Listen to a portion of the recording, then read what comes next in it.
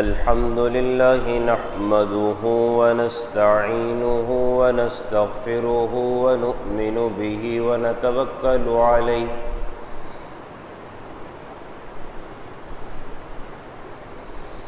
ونعوذ بالله من شرور أنفسنا ومن سيئات أعمالنا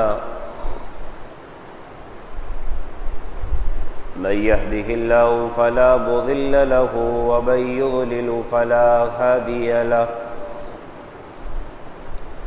ونشهد أن لا إله إلا الله وحده لا شريك له ونشهد أن سيدنا ومولانا محمدا عبده ورسوله أما بعد فأعوذ بالله من الشيطان الرجيم بسم الله الرحمن الرحيم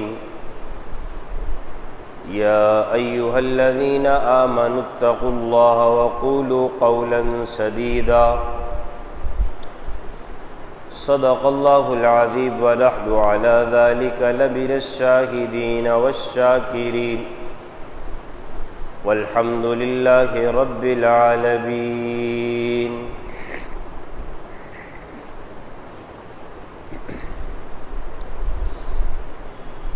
عزیزان محترم اور میرے بزرگ احباب، کلام اللہ کی ایک آیت تلاوت کی۔ اللہ تعالی اپنے فضل و کرم سے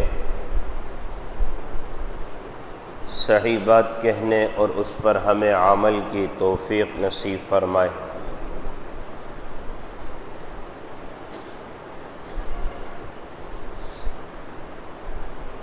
انسان دنیا کی زندگی گزار رہا ہوتا ہے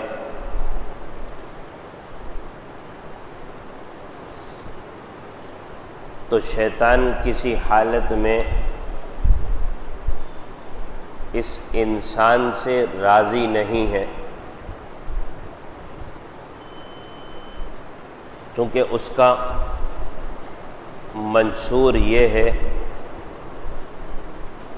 کہ جب تک کہ یہ انسان اللہ کی ذات کے ساتھ کفر پر نہ مر جائے تو شیطان سمجھتا ہے کہ میں خسارے میں ہوں۔ اسی وجہ سے اس کا حال یہ ہوتا ہے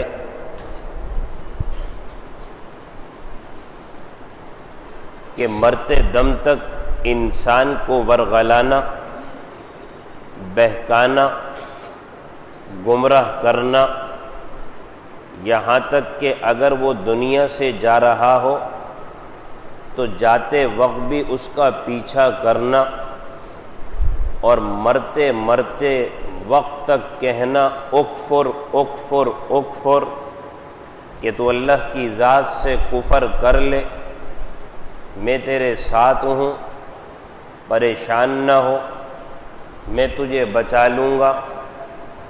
اور جب انسان اس پریشانی کے عالم میں جب دنیا سے رخصت ہو رہا ہوتا ہے تو یہ آ کر اس وقت بھی وسوسے ڈالتا ہے، انسان کو پریشان کرتا ہے، انسان کا ذہن منتشر کرتا ہے اور یہی کہتا رہتا ہے کہ میں تیرے ساتھ ہوں، میں تیرے کو بچا لوں گا، میں تیری دنیا بنا لوں گا، پریشان نہ ہو۔ اور پھر انسان اللہ حفاظت فرمائے جب زندگی ہی ایسی گزر رہی ہو جو لا الہ ہؤلاء ولا الہ ہؤلاء، نہ ادھر کا نہ ادھر کا، در بدر کا، تو زندگی جب در بدر کی ہوتی ہے تو موت بھی پھر در بدر کی ہو جاتی ہے۔ انسان کو سمجھ نہیں آتا کہ میں ہاں کروں یا نہ کروں، ہاں کہوں کہ یا لا کہوں، اور پھر نتیجہ نکلتا ہے کفر کا۔ اور جب یہ کفر اختیار کرتا ہے تو انسان سے شیطان کہتا ہے فلما کفر کہ جب کفر کر لیتا ہے، قال انی بریء منک میرا کام بن گیا، اب میں تجھ سے برات کا اظہار کرتا ہوں۔ اب جب مرتے وقت حالت غرغرہ میں جب انسان کفر کر بیٹھتا ہے تو اس کے آگے سوائے جہنم کے کچھ نہیں رہتا، اور وہاں سے شیطان پھر اس کا ساتھ چھوڑ دیتا۔ آخر وقت تک اللہ حفاظت فرمائے۔ اسی وجہ سے آدمی اللہ کی بارگاہ میں یہی دعا کرتے رہے، اللہم من احییتہ منا فاحیہ علی الاسلام ومن توفیتہ منا فتوفہ علی الایمان۔ باری تعالی جب تک کہ زندگی نصیب فرمائیے آپ تو ہمیں ایمان کی زندگی نصیب فرمائیے، باری تعالی جب ہمیں موت نصیب فرمائیے تو ایمان کی موت نصیب فرمائیے۔ اور یہ دعا ہمارے نبی اکرم صلی اللہ علیہ وسلم نے سکھلا دی، اور آپ کو معلوم ہے کہ یہ دعا ہم کرتے بھی کس وقت ہیں؟ جب ہمارے سامنے مردہ ہوتا ہے، ایک لاش ہمارے سامنے ہوتی ہے، ہم اس کے سامنے آ کر کھڑے ہوتے ہیں، وہ ہمیں بتا دیتی ہے کہ دنیا ہمیشہ رہنے کا نام نہیں ہے۔ جس طرح سے میں آج دنیا سے رخصت ہو گیا، کل تمہارا نمبر بھی آنا ہے۔ ہم قبرستان جاتے ہیں، السلام علیکم یا اہل القبور یغفر اللہ لنا ولکم انتم سلفنا ونحن بالاسر، کہ تم ہم سے پہلے آئے، ہم تمہارے بعد میں آنے والے ہیں۔ انسان کو قبرستان بھی آخرت کی یاد دلاتا ہے۔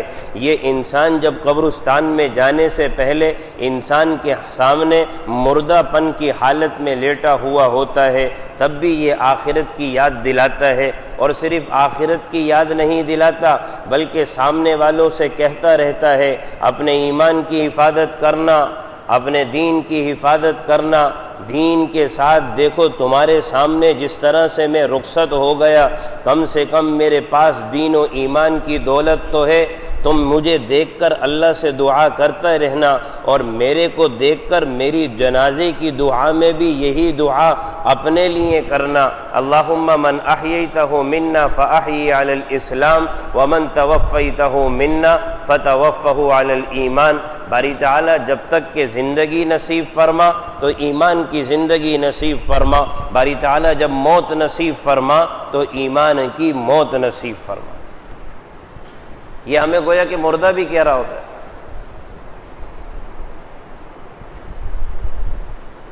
اور تلقین کر رہا ہوتا ہے، اپنی زندگی پہ گھمنڈ نہ کرنا، اپنی زندگی پر گھمنڈ نہ کرنا، موت آ کر سب صفایا کر دے گی، موت آ کر سب صفایا کر دے گی۔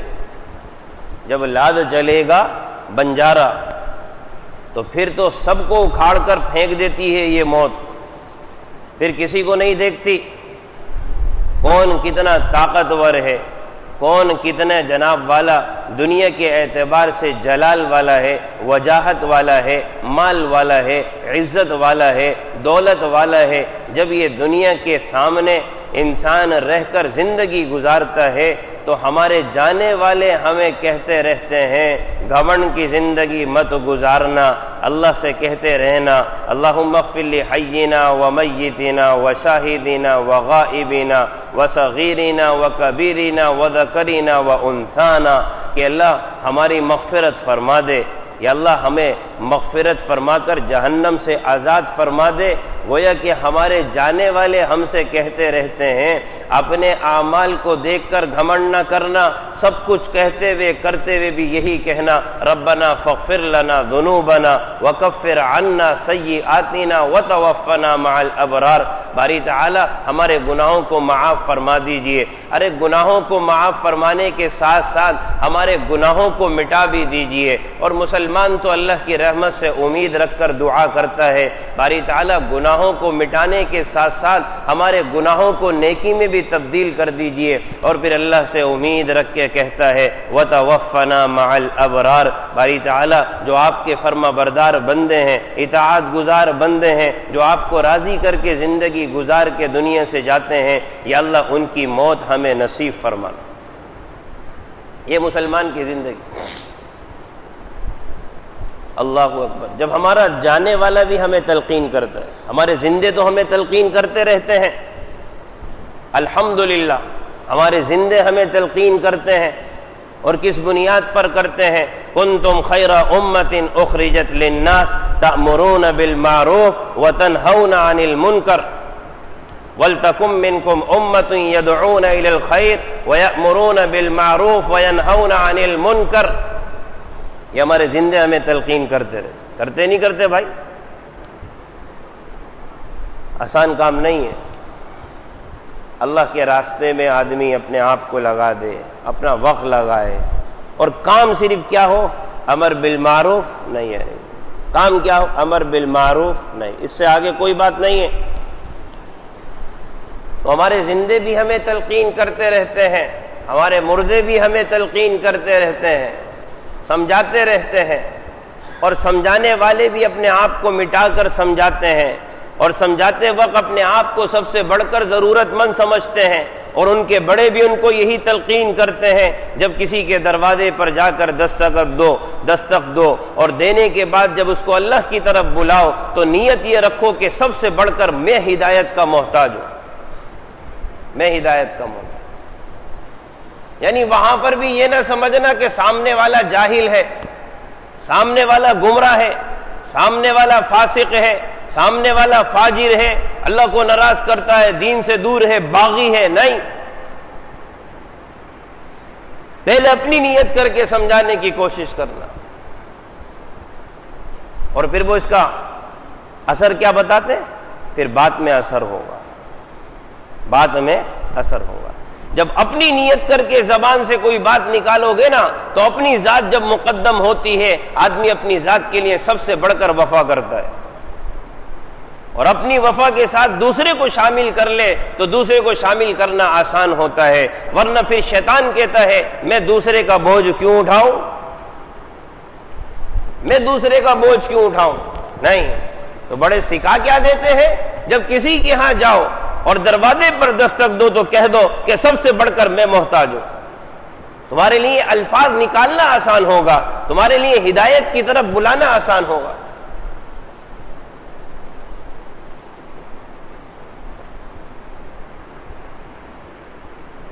تو بہرحال ہمارے زندے بھی ہمیں تلقین کرتے ہیں، ہمارے مردے بھی ہمیں تلقین کرتے ہیں کہ دیکھو اللہ سے ڈر کر زندگی گزارو، اور اپنی زندگی میں کہتے رہو ربنا آمنا۔ اور عجیب صورتحال ہے، اللہ کے نیک بندوں کا حال یہ ہوتا ہے، اننا آمنا فاغفر لنا ذنوبنا وقنا عذاب النار۔ کہتے ہیں باری تعالیٰ ایمان لائے ہیں، آپ کی توفیق سے لائے ہیں، ایمان لانے کے بعد بھی گھمنڈ نہیں کر سکتے، ایمان لانے کے بعد بھی گھمنڈ نہیں کر سکتے۔ حضرت عبداللہ اندسلی رحمت اللہ علیہ جب دین سے پھر گئے تھے تو صورتحال یہ تھی کہ جناب والا نصاراؤں کو دیکھ کر کوئی جملہ یا دل و دماغ سے ایسا منہ سے نکل گیا تھا کہ ارے ان کو دیکھو کہ یہ کر کیا رہے ہیں، یہ نصارہ ہیں، یہ جناب والا اپنی نصارہ کی علامت اپنے جسموں پر باندھتے ہیں، ارے ان کو دیکھو کہ یہ اللہ کو نہیں مانتے، ارے ان کو دیکھو یہ غیر اللہ کے ساتھ ملتے ہیں، اللہ کے ساتھ شرک کرتے ہیں۔ کوئی ایسی بات نکل گئی تھی بہرحال کہ فرماتے ہیں کہ پھر صورتحال میری یہ تھی کہ جیسے کوئی پرندہ پرواز کرتا ہے، پرندہ پرواز کرتا ہے، میں نے یہ محسوس کیا کہ میری رگ و جان سے میرا ایمان نکل گیا۔ حضرت شیخ ابو عبداللہ اندسلی رحمت اللہ علیہ، اور بڑے بڑے بڑے بڑے بڑے بڑے بڑے بڑے شیوخ کے شیخ تھے، بڑے بڑے شیوخ کے شیخ تھے، بڑے بڑے شیوخ تھے۔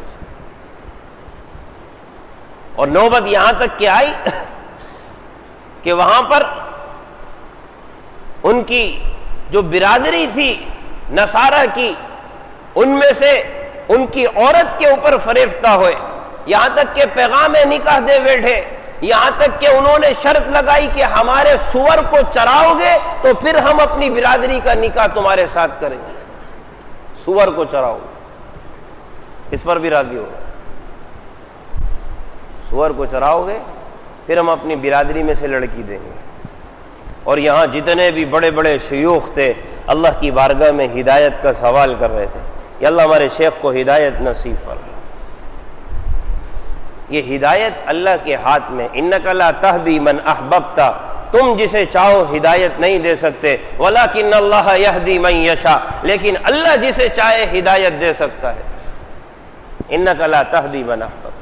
ہاں دعا کر سکتے ہو، ایمان کی دعا کر سکتے ہو. یا مقلب القلوب ثبت قلبی علی دینک وعلی طاعتک. یا اللہ یہ ہمارا قلب جو ہے آپ کو مانتا ہے، آپ کی مانتا ہے، آپ کے رسول کو مانتا ہے. یا اللہ یہ قلب آپ کے ہاتھوں میں ہے. جیسے انگلیوں کے درمیان میں آدمی کسی چیز کو ایسے پھنسا کر قابو کر لیتا ہے، انسان کا دل اللہ کے ہاتھ میں ایسے ہے. یا مقلب القلوب ثبت قلبنا ثبت قلبنا. یا اللہ ہمارے دلوں کو ثابت قدم رکھیجئے علی طاعتک وعلی دینک، اپنی اطاعت پر، اپنی فرما برداری پر.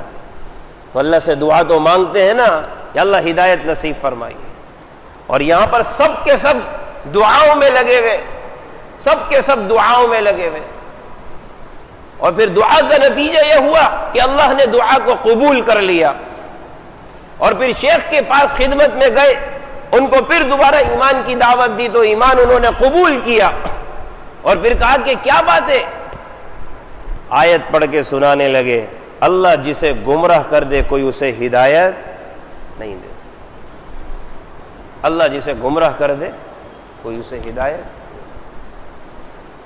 پھر علماء نے یہاں پر یہ بات ارشاد فرمائی، آدمی کافر کو بھی دیکھ کر اس کو ذلیل اور حقیر نہ سمجھے.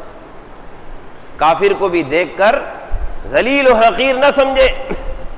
ہاں اس کا کام غلط ہے، ہاں وہ اللہ کا نافرمان ہے، یہ اس کا عمل غلط ہے. ہاں وہ شرک کرتا ہے، یہ کام غلط ہے. ہاں وہ اللہ کے ساتھ دوسروں کو ملاتا ہے، کفر کرتا ہے، دہریہ ہے، یہ کام اس کا غلط ہے. لیکن بحیثیت انسانیت اس کو حقیر، ذلیل اور رسوا نہ سمجھے. بحیثیت انسانیت.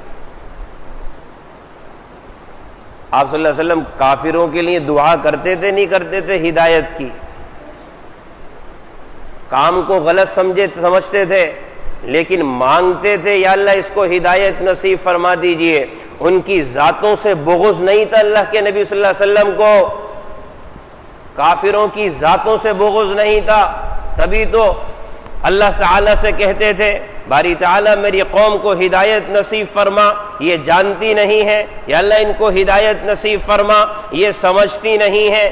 اگر ان کی ذاتوں سے نفرت ہوتی، آپ صلی اللہ علیہ وسلم سے سوال کیا کہ آپ کے اوپر کوئی آیت کریمہ ایسی نازل ہوئی جو بڑی بھاری گزری ہے؟ کہنے لگے کہ ہاں مینا میں تھا جب اللہ نے فرمایا بلغ ما انزل الیک من ربک وان لم تفعل فما بلغت رسالتہ. جس کام کو اللہ نے آپ کو دیا ہے اس کام کو آپ لوگوں تک پہنچائیے. اگر وہ کام آپ نے نہیں کیا تو یاد رکھیے کہ جو منصب رسالت ہے وہ پورا نہیں ہوا. تو آپ صلی اللہ علیہ وسلم مینا میں کھڑے ہو گئے اور کہنے لگے یا ایھا الناس قولوا لا الہ الا اللہ تفلحون. اے لوگو تمہیں چاہیے کہ تم کلمہ پڑھو، تم کامیاب ہو جاؤ گے. جب آپ صلی اللہ علیہ وسلم نے یہ اعلان فرمایا، فرماتے ہیں کوئی بوڑھا نہیں تھا، کوئی جوان نہیں تھا، کوئی عورت نہیں تھی، کوئی بچہ نہیں تھا، کوئی بچی نہیں تھی جو مجھے پتھر کھینچ کر نہ مار رہی ہو. اور مجھ سے کہا جا رہا تھا اپنے آباء و اجداد کے دین سے پھرنے والے، اپنے آباء و اجداد کے دین سے منہ موڑنے والے، مجھے پتھر مار مار کے گرا دیا گیا. یہاں تک کہ آپ فرماتے ہیں میں غشی کے عالم میں چلا گیا. اور پھر جب مجھے ہوش آیا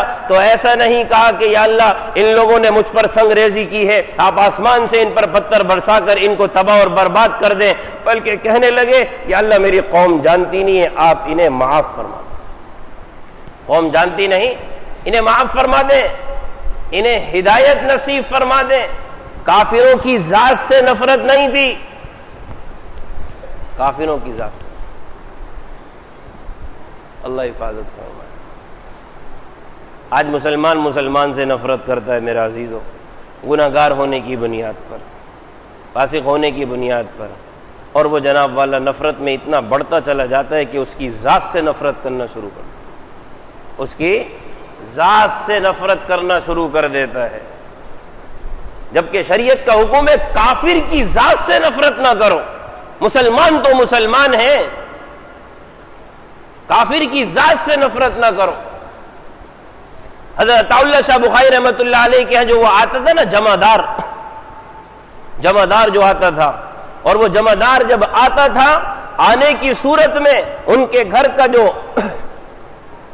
فضلہ ہے، فضلہ جسے غلاظت کہا جاتا ہے، صاف کرتا تھا، اکٹھی کرتا تھا، لے کر جاتا تھا۔ ایک مرتبہ حضرت عطا اللہ شاہ بخاری رحمۃ اللہ علیہ اوپر جانے لگے، کھانے کا وقت تھا، یہاں تک کہ جناب والا وہ مسیحی جو تھا وہ اوپر سے نیچے آنے لگا اور کھانے کا وقت تھا۔ حضرت شاہ جی نے فرمایا کہاں جا رہے ہو؟ کھانے کا وقت ہے، ہمارے ساتھ کھانا کھا لو۔ کہاں جا رہے ہو؟ کھانے کا وقت ہے، ہمارے ساتھ کھانا کھا لو۔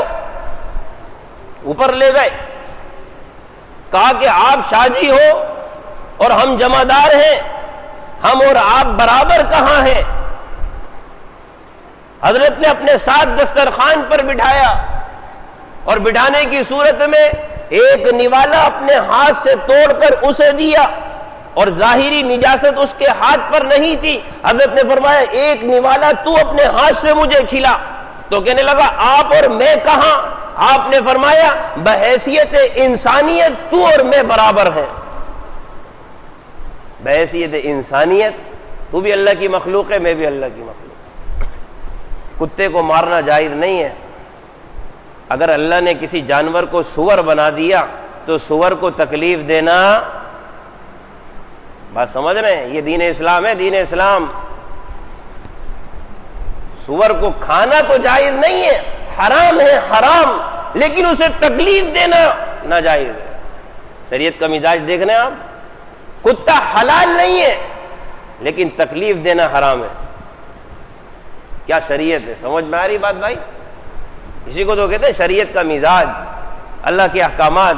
کتے کو کھانا حرام کر دیا لیکن بلا وجہ تکلیف دینا بھی حرام قرار دے دیا۔ سور کو کھانا حرام قرار دے دیا لیکن اللہ کی مخلوق کو بغیر کسی وجہ کے تکلیف دینا بھی حرام قرار دے دیا۔ یہ اللہ کا معاملہ ہے۔ اگر کتا ناجائز ہے کھانا تو تکلیف مخلوق کو نہیں دے سکتے، مخلوق کو تکلیف نہیں۔ بات سمجھ رہے ہیں؟ مخلوق کو تکلیف نہیں دے سکتے۔ حضرت اللہ شاہ بخاری رحمۃ اللہ علیہ نے فرمایا کہ بھائی تو بھی انسان، میں بھی انسان۔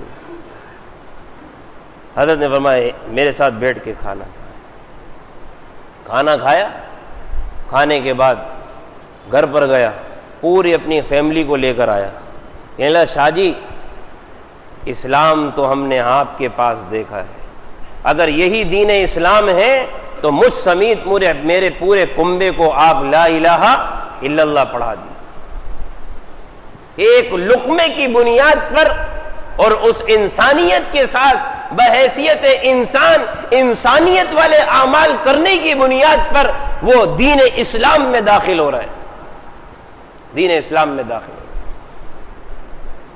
یہ جو ہم باہر دیکھتے ہیں نا آج کل کے حالات بھائی، کہ کافر آج کل دیکھتے ہیں نا بھائی، کافر کتے کو بھی زخم بھر رہا ہوتا ہے، مسلمان دیکھ کے جناب والا بڑا احساس کا شکار ہو جاتا ہے، ارے کافر ہے اور کتے کے زخم پر مرہم لگا رہا ہے۔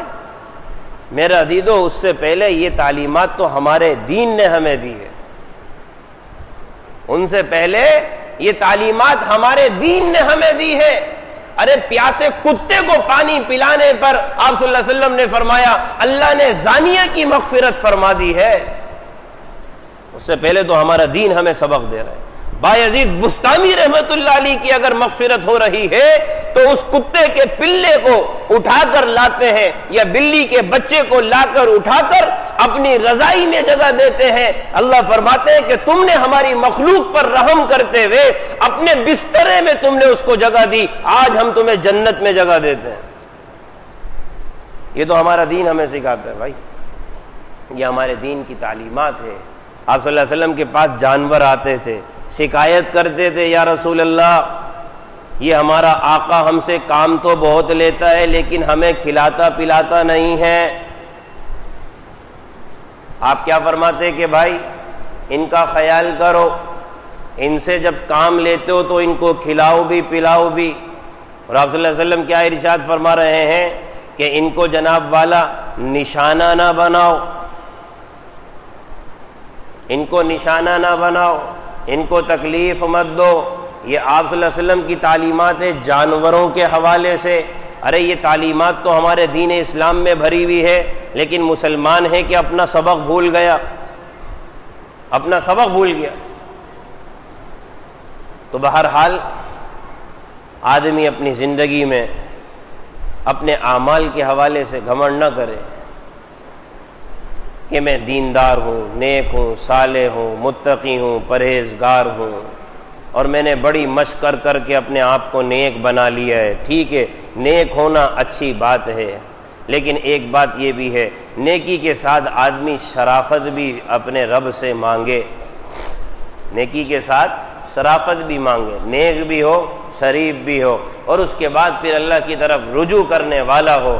باری تعالیٰ میرے ایمان کی حفاظت فرما، میرے دین کی حفاظت فرما، اور اللہ کی بارگاہ میں اعمال کر کے ڈرتے ڈرتے زندگی گزارتا رہے، اور اسی حالت میں اللہ سے ملاقات کر جائے، اسی حالت میں اللہ سے ملاقات کر جائے۔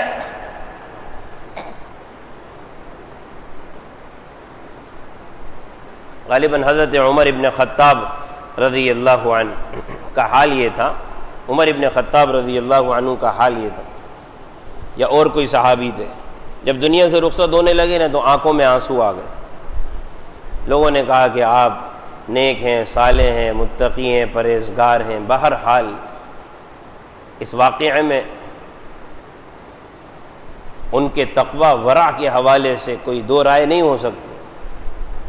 تو کہا کہ بات یہ نہیں ہے، اب جانا ہے قبر میں، اب جانا ہے قبر میں، اور قبر کا جو اندھیرا ہے، قبر کا جو ایک گٹھن کا معاملہ ہے، اس میں میرا کیا بنے گا؟ یہ صحابہ کی زندگیوں کا حال تھا۔ حضرت عثمان رضی اللہ عنہ کے بارے میں آتا ہے، جب اہل قبر کے پاس سے گزرتے تھے تو بہت زیادہ آنکھوں سے آنسو جاری ہو جاتے تھے۔ لوگوں نے سوال کیا کیا بات ہے؟ کہنے لگے کہ آخرت کی منزلوں میں سب سے پہلی منزل قبر ہے، اگر اس منزل میں کامیاب ہو گیا تو اگلی منزلوں میں کامیاب ہوتا چلا جاؤں گا، اگر اس منزل میں ناکام ہو گیا تو اگلی منزلوں میں میرا کیا بنے گا؟ لہذا قبر کو دیکھ کر مجھے آخرت یاد آ جاتی، قبر کو دیکھ کر آخرت یاد آ جاتی۔ تو آدمی اعمال کر کے آخرت کو نہ بھولے، اعمال کر کے آخرت کو نہ بھولے۔ دیندار بن گیا، نیک بن گیا، صالح بن گیا، لیکن پھر بھی اللہ کے نیک بندوں کا حال یہ ہوتا ہے، ربنا اننا آمنا، باری تعالیٰ ایمان والے تو ہیں لیکن قصوروار ہیں، کوتا ہیں، آپ کو بارہا ناراض کرتے رہتے ہیں، چھپ چھپ کر آپ کو ناراض کر لیتے ہیں، گناہ ہو جاتا ہے، انجانے میں بھی گناہ ہو جاتا ہے، جان بوجھ کر بھی گناہ ہو جاتا ہے، پھر بھی اللہ کی بارگاہ میں کہتا رہے استغفر اللہ ربی من کل ذنب اذنبتہ عمدن، جان بوجھ کر، او خطأ، بھول کر، سرن، ظاہرن او علانیتن، مخفی طور پر، ظاہرن، جو گناہ کیے ہیں، اتوب الیہ، اپنے سارے گناہوں کا اقرار کرتے ہوئے آپ کی طرف رجوع کرتا ہوں، من الذنب الذی اعلم ومن الذنب الذی لا اعلم، بہت سے گناہ ایسے کر جاتا ہوں یا اللہ مجھے پتہ نہیں ہوتا، بہت سے گناہ ایسے کر جاتا ہوں مجھے معلوم بھی ہوتا ہے، لیکن پھر بھی آپ کی ذات جو ہے وہ انت علام الغیوب ہے، آپ سب کچھ جاننے والے ہیں، لیکن پھر بھی آپ انت ارحم الراحمین ہے۔ اللہم انی ظلمت نفسی ظلما کثیرا، ہم نماز میں کیا کہتے ہیں؟ باری تعالیٰ بہت گنہگار بندہ بیٹھا ہوا ہے، التحیات کی حالت دیکھ رہے ہیں، حالانکہ کام کر رہے ہیں فرما برداری کا، اطاعت گزاری کا، لیکن الفاظ کیا کہہ رہے ہیں؟ ظلمت نفسی ظلما کثیرا، بہت گنہگار ہوں۔ ہمیں ہماری عبادت سکھاتی ہے، ارے اللہ کو یاد کر کے بھی غافل نہ رہنا، یاد کر کے بھی اپنی عبادت پر گھمنڈ نہ کرنا، ارے سجدے میں جانے کے بعد جب تم اٹھتے ہو اپنے رب کے سامنے بیٹھتے ہو، اپنے آپ کو بڑا متقی پرہیزگار سمجھ کر اللہ کے آگے سینہ چوڑا کر کے سامنے نہ آ جانا، بلکہ گردن تمہاری جھکی ہوئی ہو، جس پر تم نے ناک رگڑی تھی، جو تمہارا وہ مقام جس پر تم نے سجدہ کیا تھا وہاں نگاہ رکھتے ہوئے، یا کم سے کم اپنی جھولی پر نگاہ رکھتے ہوئے کہتے رہو ظلمت نفسی ظلمت نفسی ظلما کثیرا، ظلم بھی کیا ہے لیکن ظلم بھی کیسا، کثیر ظلم ہے، وَإِنَّهُ لَا يَغْفِرُ الذُّنُوبَ إِلَّا أَنْتَ۔ باری تعالیٰ اگر کوئی معاف کرے گا آپ کی ذات میں۔ عجیب صورتحال ہے بھائی، عبادت میں لگا دیا لیکن ساتھ ساتھ یہ بھی کیا کہہ دی، سکھا، اللہ کے نبی سکھا کر کیا چلے گئے، عبادت میں لگایا اور سکھا بھی کیا گئے۔ ساری نماز ختم ہونے کا وقت ہوتا ہی نہیں ہوتا بھائی، آخری رکعت میں پڑھتے نا، ساری نماز ختم ہونے کا وقت ہے، قیام کی حالت میں تھے، بڑی تلاوتیں کی، رکوع میں گئے، سبحان ربی العظیم کی صدائیں لگاتے رہے، کھڑے ہوئے ربنا ولک الحمد کہتے رہے، سجدے میں گئے اور پھر کہتے رہے سبحان ربی الاعلی اعلی اعلی اعلی، پھر دوبارہ بیٹھ گئے التحیات للہ والصلوات والطیبات للہ، سارا کچھ اللہ کے لیے، اور جب اختتام کا وقت آ گیا تو اپنے آپ کو کہتے ہیں ظلمت نفسی ظلما کثیرا۔ باری تعالیٰ یہ سب کچھ کر لینے کے بعد جو بندہ آپ کے سامنے بیٹھا ہے بہت ہی ظالم ہے، نافرمان ہے، گنہگار ہے، فاسق ہے، فاجر ہے، آپ اس کے حال کو جانتے ہیں، لیکن وہ یہ بھی مانتا ہے الا انت فاغفر لی مغفرۃ من عندک، اگر مجھے مغفرت ملے گی، اگر بخشش ملے گی آپ کی ذات سے ملے گی، اس لیے کہ میرا یقین ہے انک انت الغفور الرحیم۔ کیا چیز سکھاتی، انک انت الغفور الرحیم۔ باری تعالیٰ آپ تو بہت درگزر کرنے والے ہیں، آپ تو بہت معاف کرنے والے ہیں، آپ تو بہت رحم کرنے والے ہیں۔ کیا عجیب انداز ہے، کیا عجیب انداز ہے۔ اور جب سلام پھیر رہا ہوتا ہے، معلوم ہے سلام پھیرتے وقت آدمی کیا نیت کرے، سلام ہم پھیرتے ہیں نا السلام علیکم ورحمۃ اللہ، السلام علیکم ورحمۃ اللہ، علماء نے فرمایا سلام پھیرتے وقت نیت یہ کرو میرا جو برابر کا ساتھی ہے یا اللہ یہ بھی اسی لیے آیا تھا، آپ کی رحمت اس کے اوپر نازل ہو جائے، آپ کی سلامتی اس کے اوپر نازل ہو جائے، باری تعالیٰ اس پر بھی سلام نصیب فرما۔ باری تعالیٰ یہاں پر جنات بھی موجود ہیں، یا اللہ ان پر بھی سلامتی نصیب فرما۔ باری تعالیٰ یہاں پر فرشتے بھی موجود ہیں، ان پر بھی سلامتی نصیب فرما۔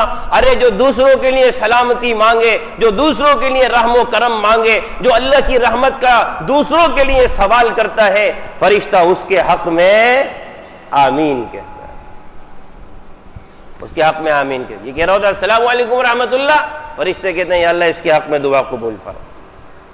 اور مسلمان کو گویا کہ سکھایا جا رہا ہوتا ہے کہ اپنی عبادت گھمنڈ کر کے سر انجام دے کر یہ نہ سمجھنا کہ بہت بڑے بڑے لمبے سجدے کر کر آئے ہو، بہت بڑے بڑے قیام کر کے آئے ہو، اپنی عبادت پر گھمنڈ میں نہ آؤ۔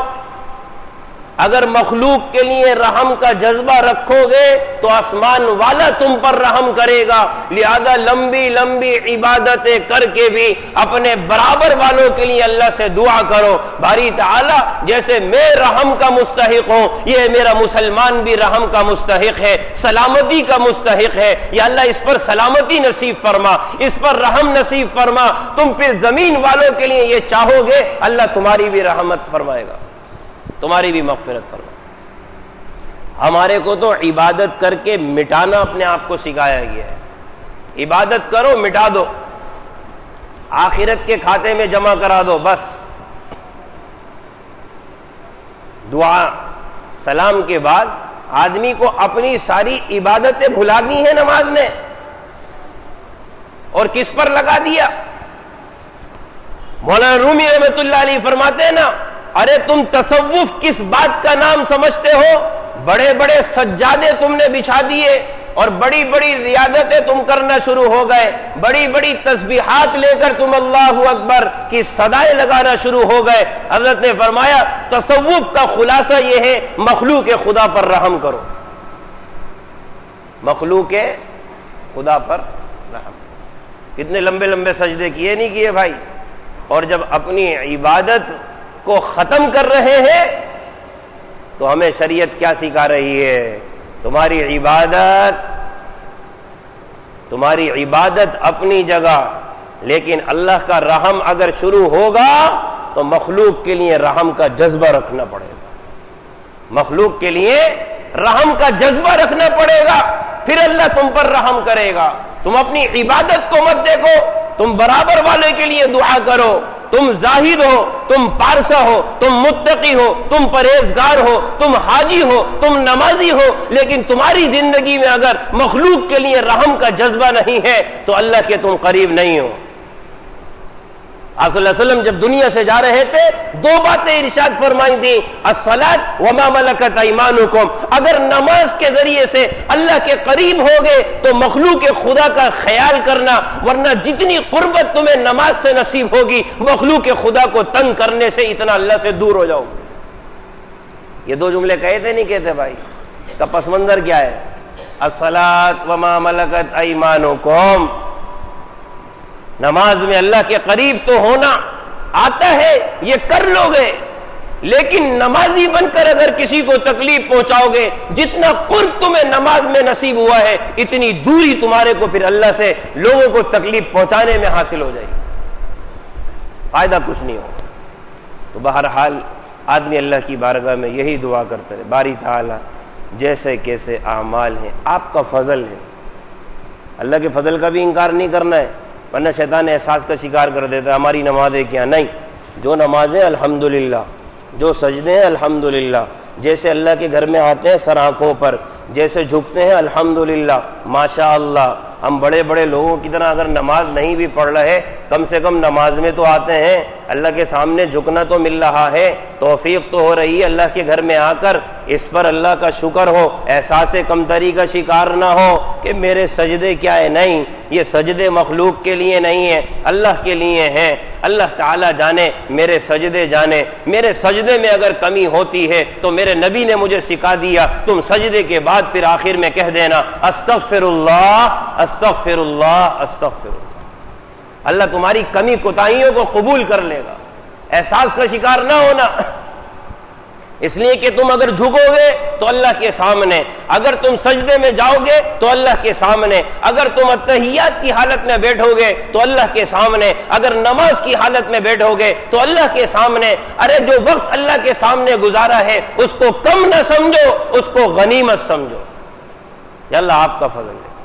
تو بہرحال آگے کی زندگی میں آدمی جیسے جیسے وقت گزارے نا، عبادتوں کے ساتھ، شرافتوں کے ساتھ، نیکیوں کے ساتھ، شریفانہ زندگی کے ساتھ اللہ سے اپنا تعلق جوڑ کر رکھے کہ ربنا آمنا، باری تعالیٰ ایمان والے تو ہیں لیکن قصوروار ہیں، فاغفر لنا ذنوبنا، ہمارے قصوروں کو معاف فرما دیے، باری تعالیٰ ہمارے پاس ہے ہی کیا، گناہ کر کے ہم نے تو اپنا سارا نامہ اعمال گناہوں سے بھر دیا، باری تعالیٰ آپ کی ذات کیا رحم کرنے والی نہیں ہے، وکفر عنا سیئاتنا، ہمارے گناہوں کو معاف نہ کر بلکہ اس کو مٹا بھی دے، اس کو ختم بھی کر دے، اور باری تعالیٰ ہم آپ سے امید رکھتے ہیں آپ ہمارے گناہوں کو نیکیوں میں تبدیل کرنے پر بھی قادر ہیں، ہم آپ سے دعا کرتے ہیں ہمارے گناہوں کو نیکیوں میں بھی تبدیل کر دے۔ من تاب وآمن وعمل عملا صالحا فاولئک یبدل اللہ سیئاتہم حسنات، اللہ نے خود قرآن میں کہا جو ایمان لائے، اعمال صالحہ کیے